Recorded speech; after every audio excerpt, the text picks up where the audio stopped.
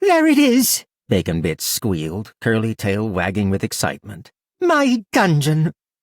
Clay looked off the overpass in the direction the teacup pig's chipped hoof was pointing as Alex, Joe, Chunk, and Griff crowded around him in a semicircle. Down below sat the ruins of a sprawling shopping mall. Unlike most of the urban decay they ran into out in the Wasteland, however, this place might not have been destroyed by the merge and the subsequent 20 years of human abandonment, at least not entirely. The wings looked as if they'd been demoed to make way for new construction, then forgotten about. A little off-center, at the edge of what might have once been the food court, stood a massive obsidian plantation house straight out of a horror movie about the back streets of New Orleans.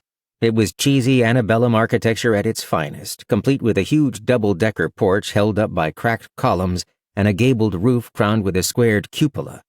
There was no way in hell that had been an original part of the mall. Clay had read about places like this before coming to the Wasteland. They were called artifact structures. 20 years ago, their world had collided with Hearthworld, one of the most popular VR MMOs ever created. Los Angeles had been at the epicenter of the merge, and according to legend, it hadn't just been monsters that poured through the rift. Buildings, villages, dungeons, and even landscape features like mountains and caves had rudely smashed into the world like a hail of asteroids. The closer the Jaeger squad got to LA, the more these artifact structures would appear. Still, this particular structure had clearly undergone some significant design changes in the years since its arrival.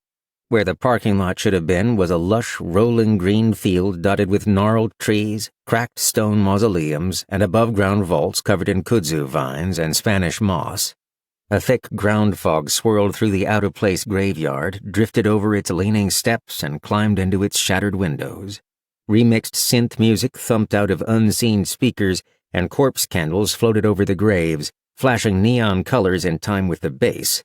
A black fence topped in iron spikes ran around its perimeter, skirted by an uneven cobblestone road that looked like it had been worn smooth by centuries of horse and foot traffic. The iron sign over the carriage gate read, "Haunt Topic." Joe whistled. "Well, I'll give the big bad voodoo daddy this. He's got style." "No, he doesn't," 𝐵ACON_BITS snapped. "He appeals only to the lowest common denominator pop culture ideal of a voodoo dungeon. There is not an original scale on his body." "If that's what works for you," Joe shrugged. Clay ignored them, studying the graveyard barring their path.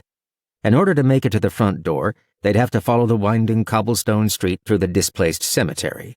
Problem was, that cemetery wasn't empty. Creatures shambled and danced around on beat with the unseen music.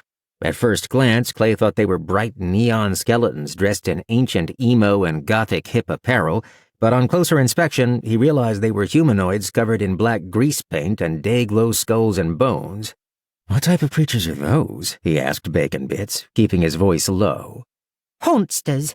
They spawn here in droves and spend all their time fawning over the leather corsets, specialty suspenders, novelty shirts, and fingerless gloves." "Do they have any special abilities?" 𝐵ACON_BITS turned up her snout.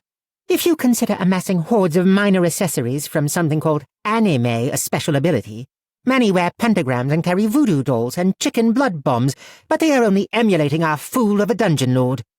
"I haven't had much dealing with the voodoo school of magic," Griff said, watching the skeletal rave below with his one good eye.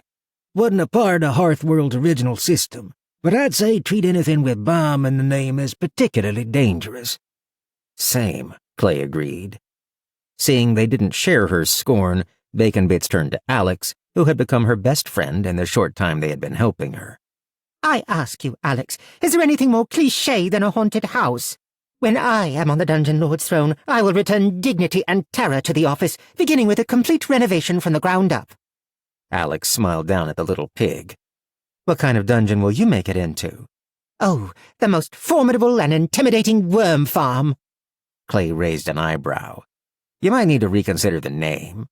"You could call it the Bait Shack," Joe suggested. "Clay and me used to get worms from a place named the Bait Shack out on I-44 all the time. Excellent night crawlers. They had this worm casting pile out back, and for $20... "It will not be that type of worm farm," 𝐵ACON_BITS snapped. "It will be a battleground for the draconic grubs that spawn here to evolve into great worms of any color they choose, not just the colors the lizard man believes set off his gothic ambiance."